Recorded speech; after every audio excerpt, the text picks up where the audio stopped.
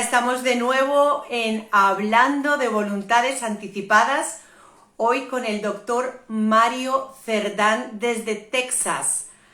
Es un médico que se licenció en México, su México natal, y ha hecho su especialidad como médico internista en la Texas Tech University, hizo neurología por la Universidad de Colorado e hizo la especialidad en infarto y hemorragias cerebrales en la Johns Hopkins University. Hemos tenido dificultades técnicas, pero en este momento nos sobreponemos a ello y volvemos otra vez a tratar de conectar con el doctor Cerdán, quien está cerca de su cerebro. Hemos tenido esta situación a la que nos rendimos y esperamos que la oportunidad se dé bien. Así que vamos a ello, vamos a esperar. ¡Ay, aleluya! ¡Qué bien! Cuando las cosas tienen que salir bien, doctor, las cosas salen bien. Muchísimas gracias por aceptar esta invitación. Estaba comentando antes de conectar con usted su biografía. Es usted un médico mexicano residiendo en Texas, en donde practica la neurología, y me decía que era especialista en infarto y hemorragias. Por lo tanto, en cualquier momento podría decirnos, Kai, tenemos que terminar porque hay alguien que me necesita. Y por supuesto nos rendimos a la evidencia y si tiene que ser así, así será. Pero es muy importante, le estaba comentando a la audiencia de qué manera me puse en contacto con usted. Sencillamente, el documento de voluntades anticipadas por una situación personal es el pilar de mi vida personal y profesional. Yo no soy médico, soy bióloga, he sido agente inmobiliaria un montón de tiempo y un día cambió mi vida. Y el documento de voluntades anticipadas se volvió ese pilar fundamental que me levanta todos los días y que me moviliza a hacer estos espacios. Hoy es el primer viernes con un profesional y van a venir muchos más para que veamos cómo se está difundiendo, cómo se está comunicando, si se está usando o no, y que los profesionales como usted nos cuenten cuál es la importancia en la práctica. Yo me encontré con usted por un tuit que hablaba del documento de voluntades anticipadas y le mandé una invitación a la que usted inmediatamente dijo sí. Entonces, pues, cuéntele, tenga la amabilidad a mi audiencia, a la suya. ¿Quién es Mario Cerdán? ¿A qué se dedica? ¿Cómo mejora la vida de las personas a su alrededor? Y nos metemos en el tema de las voluntades anticipadas. Pues antes que nada, muchas gracias, Ruth. Gracias por invitarme a platicar de algo tan importante. Pues como bien lo dijiste, mi nombre es Mario Cerdán, para los que no me conocen, y para tu audiencia ya en España. Yo soy médico internista y neurólogo. Nací en México, crecí en México, pero ya mis especialidades de posgrado los hice en Estados Unidos. Hice medicina interna en el Texas Tech, en Lubbock, Texas. Después me fui a la Universidad de Colorado, donde hice neurología, y después hice neurología vascular, que es básicamente especialidad en infartos y hemorragias cerebrales en Johns Hopkins, y llevo ya trabajando como médico neurólogo en el sur de Texas, en una ciudad que se llama Brownsville, Texas. Y aquí, bueno, pues he estado ya trabajando desde hace 7 años. Y a mí yo me dedico básicamente, aparte de ser neurólogo, me dedico a educar. Me encanta enseñar, me encanta platicar con la gente, me encanta platicar con los pacientes. Y entre más gente, porque yo siento que la educación es poder. Entre más la gente sabe y conoce, más puede tomar decisiones para su salud, en este caso. Y bueno, pues eso ya los ayuda a tener un poquito más de poder. Entonces, pues bueno, la verdad es que te agradezco mucho por la invitación de estar acá.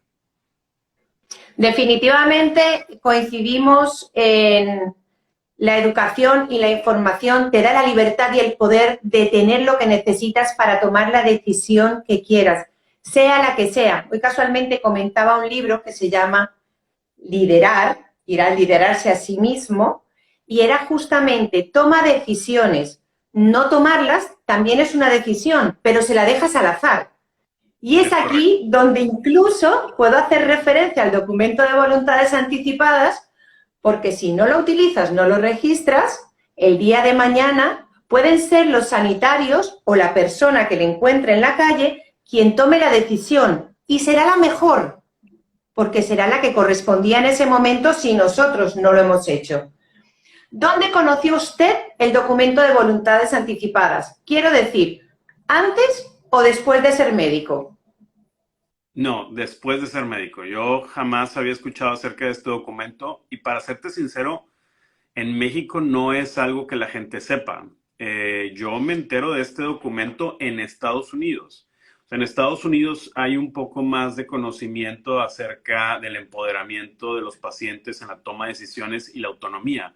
Porque no sé cómo sea en España, pero en México se da mucho el paternalismo médico. Paternalismo. O sea, en donde el médico es el que básicamente toma las decisiones en salud es muy romantizado el médico en México, es muy alabado, por así decirlo, como profesión.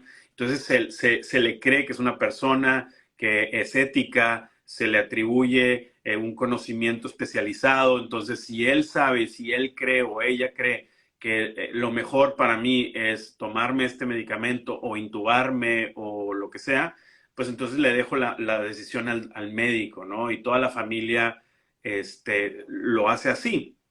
En Estados Unidos no, en Estados Unidos se le ve más a la autonomía del paciente, se le ve más la toma de decisión de la autonomía en sí, de la decisión específica al paciente. Entonces se hacen en Estados Unidos se le llama Advance Directive, en donde se hacen los documentos, específicamente, por ejemplo, el Living Will, en donde ya uno toma las decisiones en base a qué es lo que quiere, determinando o dependiendo los ciertos tipos de eventos en los que puedas estar expuesto como paciente, ¿no? Entonces, definitivamente es algo que vi en Estados Unidos ya en mis años de posgraduado, ¿no? Durante la carrera y las especialidades, ¿tocaron el tema del documento de voluntades anticipadas en algún momento? Yo creo que sí, yo lo llegué a platicar en una ocasión, más que nada estudiando para los exámenes de Estados Unidos. Lo que pasa es que cuando te gradúas en un país que no es Estados Unidos, como médico, en mi caso yo me gradué en México, ellos saben que tú tienes cierta educación que a lo mejor no está a la par de los estándares médicos de Estados Unidos. No que sea uno mejor que otro, simplemente se manejan distintos las formas y el trato a los pacientes. Entonces, para poderte, por así decirlo, graduar en Estados Unidos o validar tu diploma de médico en Estados Unidos, sí, tienes que aprender ciertas cosas y ahí es donde aprendí yo acerca de este tipo de documentos de voluntades anticipadas, el Living Will y cómo hay que darle la autonomía al paciente y en Estados Unidos, bueno, se respeta mucho eso, ¿no? Teniendo en cuenta que el testamento vital, realmente la primera persona que plantea el testamento vital, que es Louis Gardner en 1967 en Chicago, o sea, digamos que la historia más larga del Living Will es americana, ¿considera usted que se utiliza en la proporción y en la medida que debería utilizarse en un país que ha sido pionero en una idea tan vital? No, la respuesta sencillamente es no. Sigue faltando mucha educación acerca de esto. Pero para serle sincero, se ve mejor se ve más, por ejemplo, que en México. O sea, en México de plano no lo vemos para nada. O sea, apenas está empezando, ¿no? Entonces, todavía en países como Estados Unidos, que son pioneros y que llevan mucho, pues no se utiliza como debería utilizarse, la verdad. Pues en el momento que yo contacté con usted y al darme cuenta que era mexicano, me puse a mirar si también existía derecho a morir dignamente en México y les invité a que vieran esta charla y ojalá, en un momento dado, a que también hagan parte de este espacio, porque ya que nosotros tenemos el corazón unido a países latinos, usted a México y yo a Colombia, pues esperamos que esta información empiece a llegar no solamente a México y a Colombia, sino a todos los países hispanoparlantes para que sepan que tienen el derecho a utilizarlo. Pero claro, yo no sé si en México esto es legal o por el aspecto paternalista y casi endiosado del médico, el mexicano está empoderado suficientemente para decir, yo quiero este documento, quiero firmarlo y quiero ser yo quien tome las decisiones sobre el final de mi vida. Pues mira, tienes toda la razón. De hecho, así es como me empiezo a interesar un poco el tema, porque siendo arraigado a México y habiendo crecido, básicamente siendo mexicano, habiendo nacido y crecido en México, me empezó a llamar la atención que en la ciudad específica donde yo nací y crecí, que es Monterrey, todavía no está legalizado. O sea, es algo que apenas se está empezando a platicar.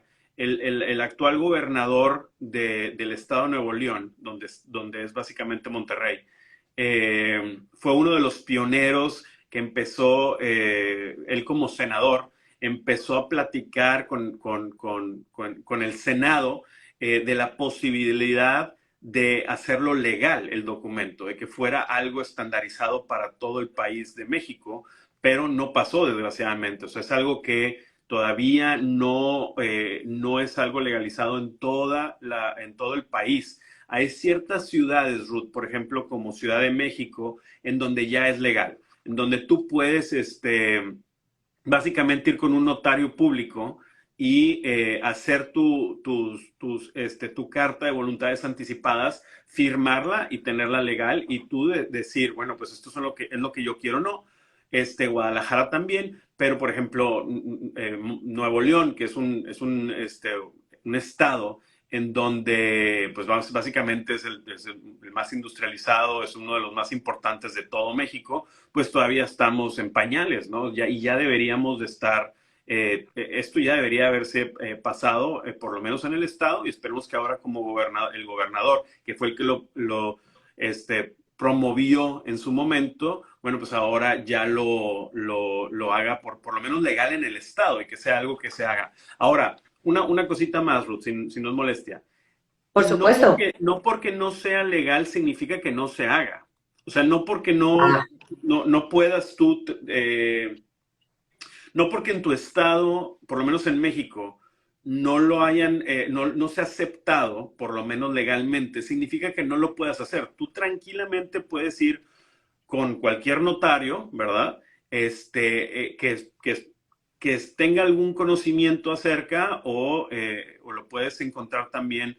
Hay documentos que puedes encontrar como machotes, por así decirlo, que puedes encontrar en internet, llevarlos a un notario y legalizarlo. O sea, desde tu punto de vista, a final de cuentas, es respetar tu autonomía, ¿no? Que es lo más importante que el doctor debería de ser. Y eso es más que nada ético. No debería ser un problema legal, debería ser desde el punto de vista de la ética moral, Totalmente. de darle al paciente el poder sobre su cuerpo y la toma de decisiones de lo que se debe hacer, ¿no? El asunto con el documento que hacen ante un notario, por ejemplo, en lugares como, no es, como los que usted menciona y no están legalizados, es tienen que llevar el documento encima porque no están incorporados en un sistema de salud. O sea, no llega una persona con su cédula o su identificación, meten el número y sale una alerta que dice tiene un documento de voluntades anticipadas, lo cual incluso le ahorraría muchísimos recursos al sistema, que yo veo el tema en general. O sea, voy a darle la asistencia que él ha decidido que desea para sí mismo, para sí misma, pero es que encima estamos ahorrando recursos porque no voy a utilizar nada que esa persona no desee. Lo que pasa, Ruth, es que, bueno, no sé cómo sea en España, pero me imagino que debe ser similar. Pero ya sabes, en México crecimos con muchas novelas, crecimos con el romanticismo y somos muy unidos a la familia. Entonces, Total. imagínate, yo lo he visto miles de veces, ¿no? Imagínate que una persona está en estado vegetativo. O sea, un estado en donde ya no hay conciencia, el paciente es cuadripléjico, depende 100% de máquinas, pero a final de cuentas está vivo, ¿no? O sea, el corazón sigue latiendo, los pulmones funcionan porque están conectados a un ventilador. Y siempre está esta disyuntiva de yo no quiero matar a mamá, yo no voy a ser el que va a matar a papá. ¿Sí me explico? Entonces, imagínate que tienes y más antes, que eran familias de más de 5 o 6 personas. Pero por lo menos con que tengas 3, ¿no? O 4, ya empiezan las dificultades, ¿no? A veces incluso 2, con que uno no esté de acuerdo con el otro. Pero siempre está esta posibilidad. Y el médico no se quiere hacer responsable en algunas situaciones de la toma de decisión de la vida de alguien. Y entonces está esta prolongación de la vida innecesaria, en donde... Es totalmente fútil. Claro, y hay gastos, ¿no? Es un gasto para la familia, porque a final de cuentas alguien va a tener que cubrir con los costos del hospital, el ventilador, correcto, los servicios médicos. Hubo un caso muy sonado en Monterrey, donde yo crecí, tristemente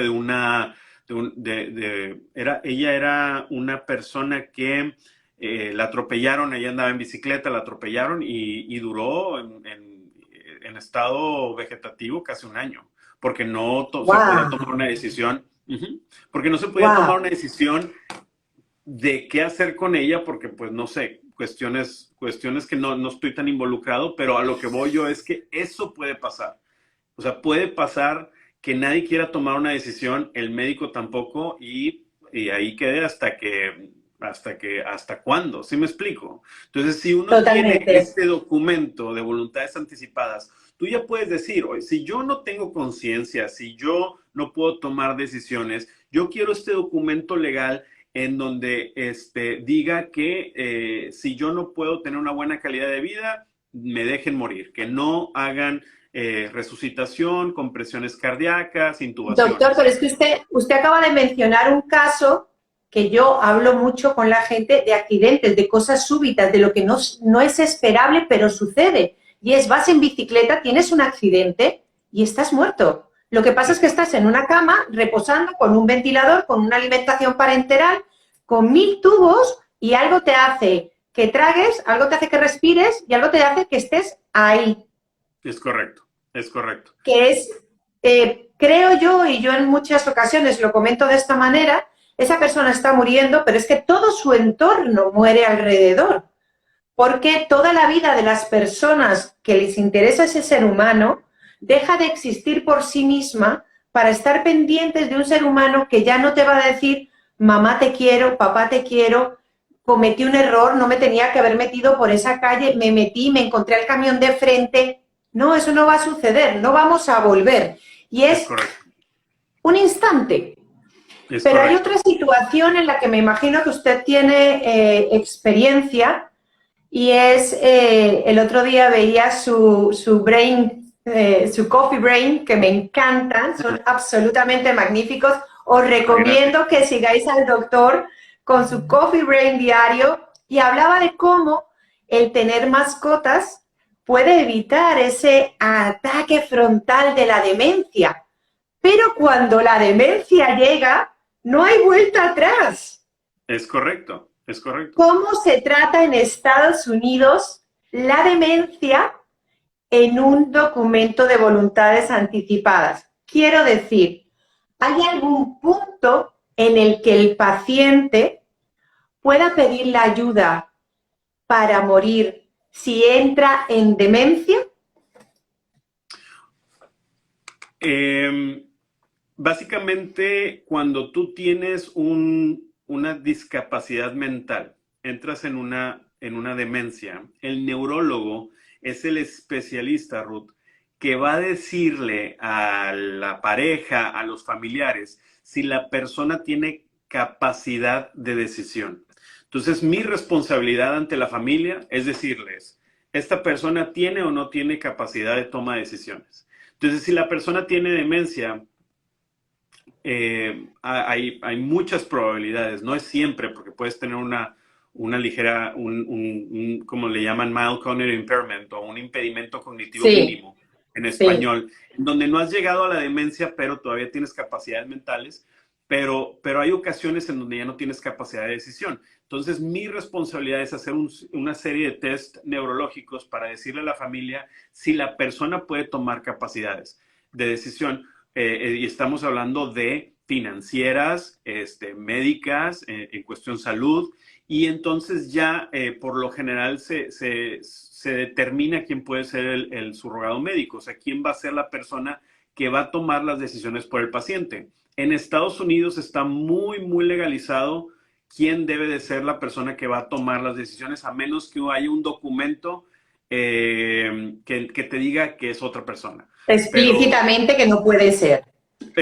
pero, por ejemplo, normalmente eh, es la pareja, sería la primera persona. O sea, están casados legalmente, fallece el esposo, sería la esposa la que tomaría las decisiones. Si por alguna una razón esa persona no ya falleció o no existe, no está casada, entonces son los hijos los que toman la decisión.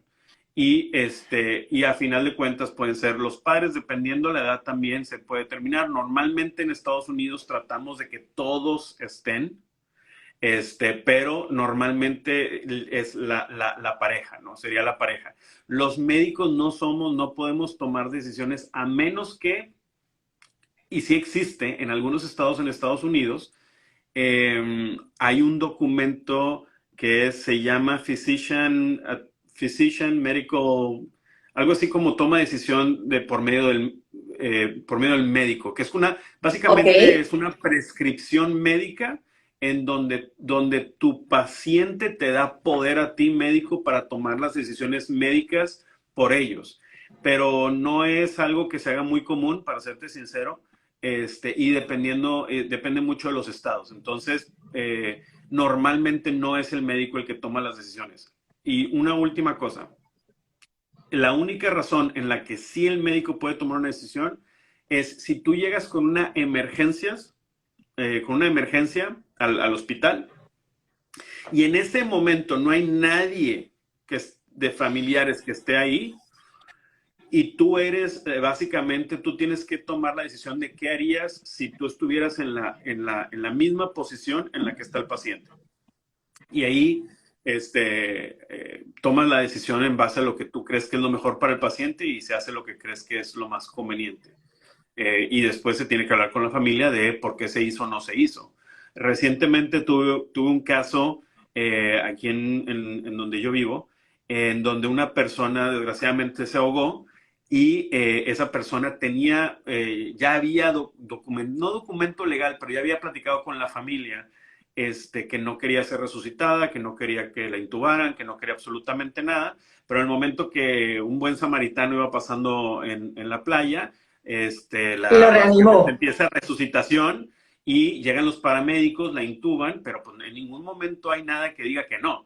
Entonces la intuban y llega a emergencias y pues para bien de la persona, ahorita está básicamente casi perfecta, ¿no? O sea, pero ya hablando con ella, pues ella no hubiera querido que eso pasara. Entonces, son situaciones que se hace lo que uno cree en base a lo que uno haría dependiendo el evento que haya pasado y las probabilidades de vida que tenga, ¿no?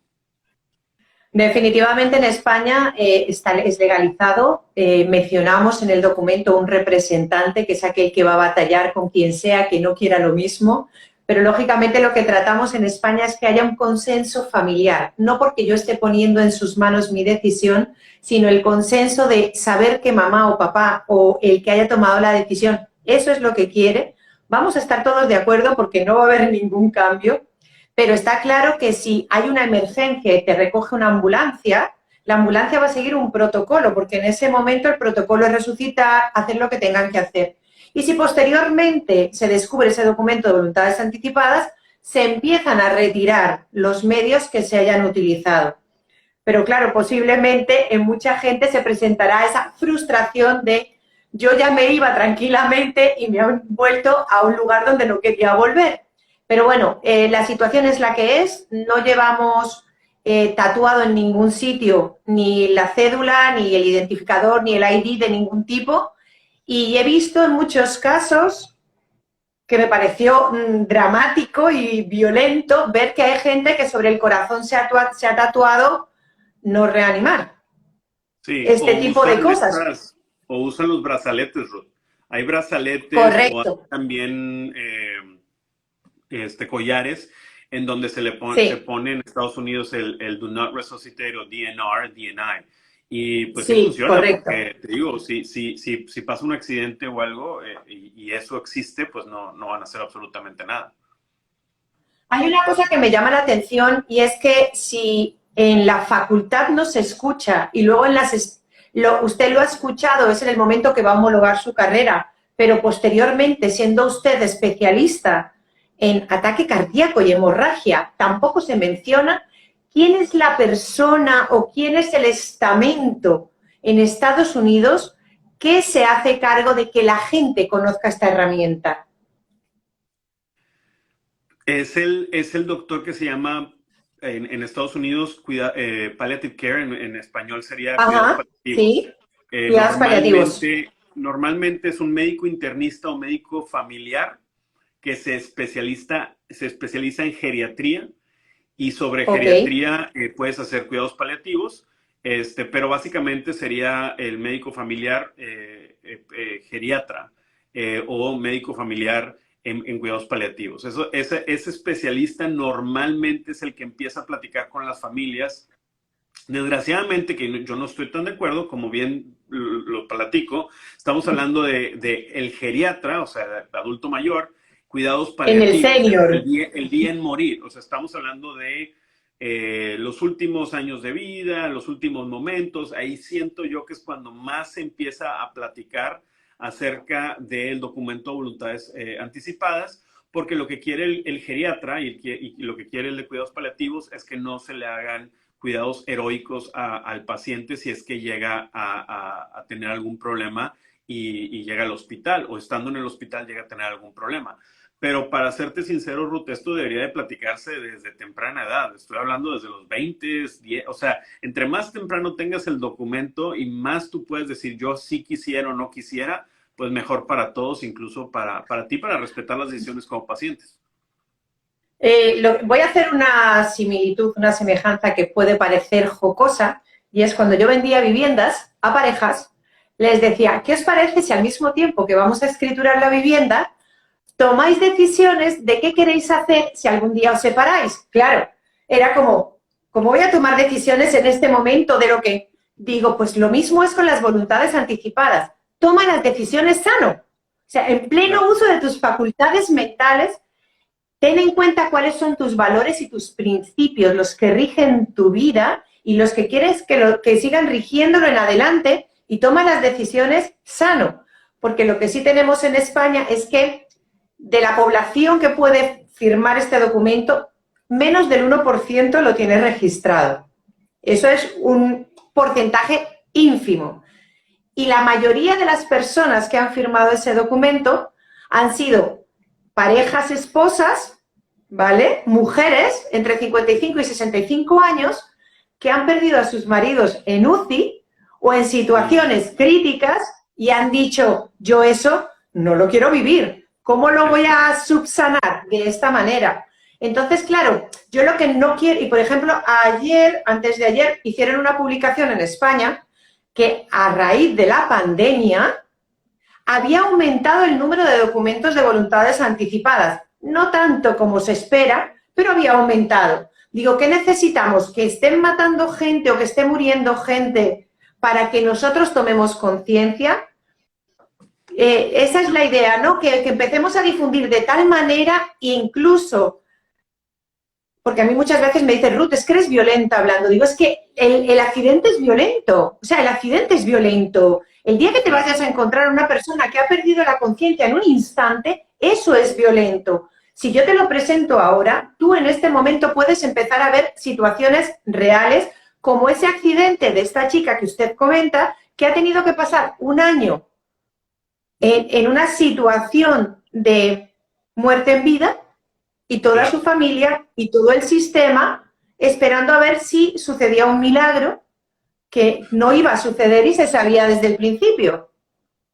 Porque, y tienes toda la razón, porque desgraciadamente te digo que siento yo que se necesita legalizar más y formalizar más y educar más en países de Latinoamérica. Te hablo de México porque es el que más conozco, pero incluso en muerte cerebral, por ejemplo, no está tan legalizado o no está legalizado el qué hacer en esos casos. Por ejemplo, en ciertos estados en Estados Unidos, por ejemplo, en Texas, es...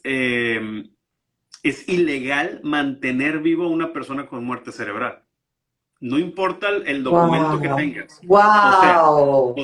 si una persona entra en muerte cerebral, en Estados Unidos, específicamente en el estado de Texas, es considerado en estado de muerte. Entonces, como ya murió, en ese momento tienes que desconectar y en ese momento tienes que parar ¡Wow! cualquier tratamiento. Entonces, Se me muchas están veces poniendo los vellos de punta, doctor.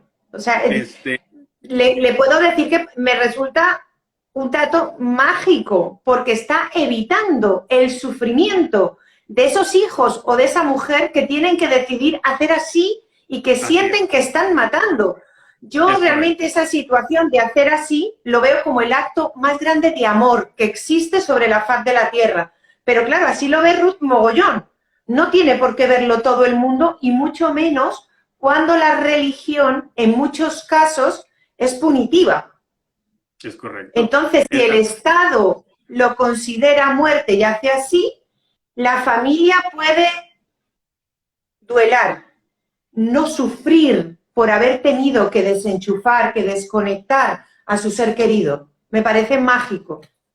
Y ahí es donde nosotros entramos, es algo en lo que yo me dedico, Ruth, ¿verdad? Como neurólogo especialista, yo me dedico a explicarle a los pacientes que en el momento de que la persona tiene muerte cerebral, hay una desconexión entre el cerebro y el cuerpo y entran en un estado de muerte. Y yo soy el que les tengo que platicar básicamente con peras y manzanas y decirles, él o ella ya falleció y ya no hay nada que hacer. Entonces, la responsabilidad la tomo yo y ellos, si se lo sabes platicar y se lo sabes decir, ellos se quedan tranquilos porque dicen, ok, Se rinden ya y mi madre, mi confían. padre falleció, ¿no? Entonces ya no hay nada que hacer y se entiende y perfecto. Y básicamente me apoya el Estado y me apoya el país. Pero ¿por qué hacen esto? ¿Por qué se hace esto? Porque desgraciadamente, y no quiero asustar gente ni poner a gente en sospecha de los cuidados médicos, pero siempre hay alguien que se puede aprovechar de este tipo de situaciones, ¿no? Oye, estás en un estado de muerte cerebral, pero no, a lo mejor mañana despierta. Vamos a dejarlo un día Uf, más. Y uf. bueno, una semanita más. Y es gasto y gasto y gasto. Entonces, de esa manera el Estado no permite que haya personas, ya sea personas o instituciones que se aprovechen Que lo puedan utilizar, de que una haya situación mala como esta. praxis. Es correcto. Entonces, yo creo que Permítame, por favor, porque estamos recibiendo mensajes que no quiero dejar de tener en cuenta. Tenemos una empresa en Barcelona, En Paz, que lo rige una persona que es maravillosa, Paloma Cava, que dice, la gente tiene miedo a morir y no quiere hablar de eso. Sucede mucho, me imagino que en México usted también lo ve. Del ella día del tiene toda la nacimiento razón. nos dicen, estoy totalmente contigo, opino igual. Cuando las personas se casan y tienen hijos, también tendrían que hablar sobre qué harían si se separaran. Definitivamente hay que hablar con las familias. Y como decía usted, yo no sé cuál es la edad médica para tomar decisiones en Estados Unidos, pero nosotros en España, desde los 18 años, podemos firmar y registrar el documento. Aquí es igual, desde los 18 años. Es cuando ya te consideras un adulto. Hay situaciones en donde antes de los 18, que no tengas papás, que vivas solo y trabajes, seas independiente. Antes de los 18 podrías también tomar decisiones, pero normalmente, por así decirlo en general, es arriba de los 18 años. Me gustaría hacerle una pregunta que es puntual. Infarto. La persona cae con un infarto. ¿A partir de qué momento reanimar a esta persona va a generar que esa persona nunca más sea la persona que era antes del infarto? Quiero decir, el problema neurológico posterior porque haya una falta de oxígeno, todo lo que usted sabe que no sé yo. Bueno, normalmente, Ruth, a partir de los 5 minutos de la persona haber entrado en un paro cardiorrespiratorio, empieza a haber una hipoxia cerebral y se empieza a dañar áreas del cerebro que son importantes. Una de las primeras áreas es el hipocampo, y el hipocampo es un área que determina básicamente la memoria. Es como la puerta a la entrada a la memoria. Entonces, si se daña eso, una persona puede tener demencia. Entonces, a partir de los 5 minutos ya empieza a haber daño en el cerebro, pero se vuelve básicamente irreversible a partir de los 10 a 15 minutos. Después de 15 minutos, básicamente ya va a haber un daño bastante severo en el cerebro, y eso muy probablemente pueda caer en una situación en donde el paciente muy probablemente vaya a tener una dependencia. Y hay ciertos, porque bueno, a final de cuentas hay milagros, ¿verdad? O sea, eso siempre hay una posibilidad. Entonces me ha tocado ocasiones en donde son 15, 20 minutos, pero por ejemplo, no sé, una persona se ahogó en un río que estaba frío. Esas situaciones a veces ayudan a que toda la sangre entre al cerebro en vez del cuerpo, porque no quiero entrar en detalles médicos, pero hay situaciones en donde pudiera mantenerse por más tiempo el cuerpo en un estado de un paro cardiorrespiratorio y no haber tanto daño cerebral. Pero hay ciertos signos y síntomas en la evaluación médica que yo hago al momento de llegar a ver al paciente, en donde yo ya puedo más o menos determinar cuál es el pronóstico neurológico del paciente. Y imagen, ¿no? La imagen me ayuda mucho también a explicar a los pacientes cuál sería el pronóstico. Pero respondiendo a tu pregunta, a partir de los 5 minutos es un daño y sería irreversible después de los 15 minutos. En España, imaginémonos la situación en que una persona, falta de voluntad, entra en un servicio médico y, como usted bien decía, llega la familia que sabe que no hay un documento y todos están encontrados. No hay forma de tomar una decisión, pero lo más saludable para esa persona posiblemente sea la desconexión, pero aquí no existe esa ley que le facilita a la familia confiar, rendirse y dejar que la persona parta. Entonces, aquí viene un comité de ética para ayudarles a dilucidar cuál es la situación más conveniente para su ser querido. Mientras este comité de ética dilucida, discute, esa persona sigue en su proceso de morir largo o como sea. ¿Cómo lo tratan ustedes allí? ¿También tienen un comité de ética que le ayuda a la familia a tomar decisiones a pesar de no estar totalmente en consonancia con sus principios, su religión, sus filosofías de vida, etcétera? Sí, tienes toda la razón. Cada institución es distinta, cada hospital es distinto, pero de entrada es el médico intensivista el que empieza a platicar con la familia. Él empieza a notar que no van a estar de acuerdo con su decisión.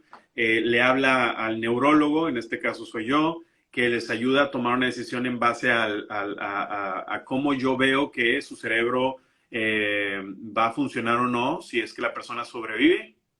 Después entra, si yo tampoco los convenzo, entra el de cuidados paliativos, el geriatra. Entonces me ha gustado lo que usted me ha dicho, porque yo entiendo que usted tiene las ideas muy claras y ha dicho, si yo no les convenzo, entonces viene otro. O sea, que usted realmente tiene clara cuál es la situación de su paciente y usted considera, bajo su opinión médica y sus principios, cuál debería ser el siguiente paso. Sí, o sea, somos como, básicamente, es como un trabajo en equipo, podríamos decir que es un tratamiento multidisciplinario, una toma de decisión en donde los doctores tenemos que estar de acuerdo en que lo que se está haciendo es correcto y que todos creemos en lo mismo. Y los 2 o 3 personas que estamos de médicos, platicamos con toda la familia y les tratamos de exponer el por qué creemos que esa persona no va a tener una buena calidad de vida, que ya falleció o lo que sea. Y normalmente, para serte sincero, normalmente hasta ahí llega, por lo menos en las instituciones en donde yo he trabajado, Normalmente cuando tienes a tres médicos hablando el mismo lenguaje y diciendo lo mismo, ellos, la mayoría de las personas normalmente entienden y bueno, se toma una decisión.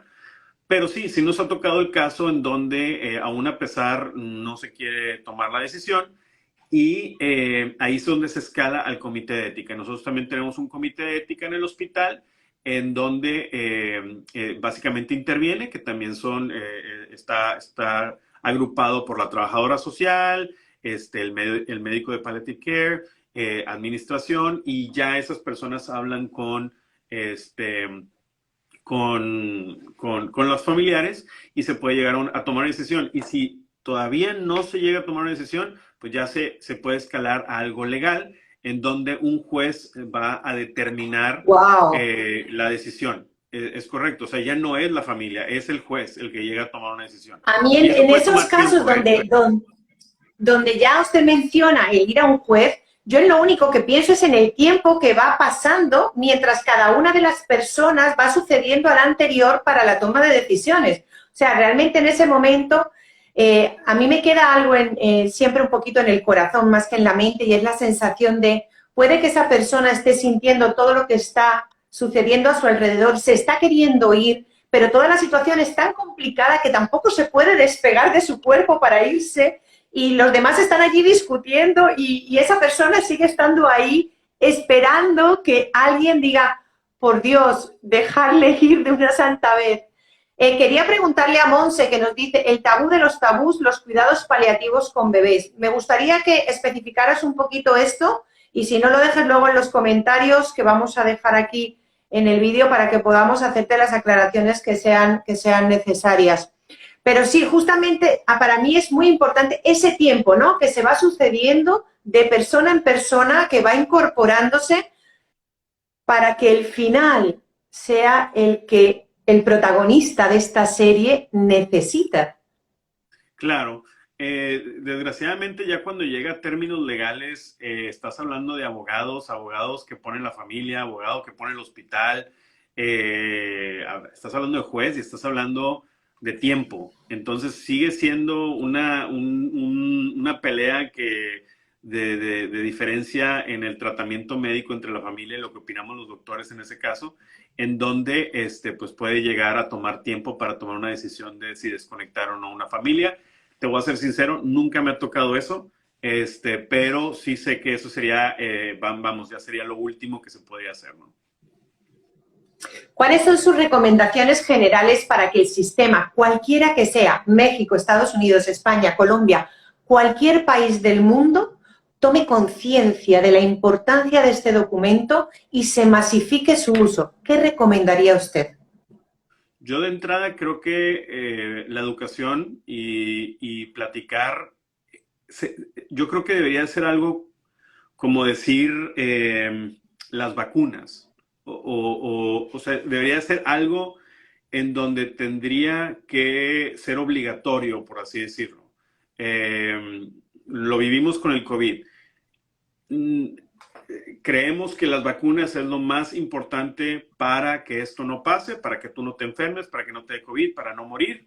Entonces, todas las personas tienen que estar vacunadas y no es una obligación, pero poner ciertas razones por las cuales exoneramos a la gente o exhortamos, perdón, a la gente a que lo haga. Y hacerlo. Entonces, en este caso, yo creo que debería ser algo así, Ruth. Yo creo que deberíamos de hacerlo como una especie de obligación de una plática que se debe tener entre tu médico familiar, médico internista y tú como paciente, en donde se tiene que platicar en cada una de las situaciones o en las clínicas, para cuando vas con los pacientes y platicar y decir, oye, mira, ¿qué te parecería si esto lo vamos platicando? ¿Qué te gustaría a ti hacer o no hacer?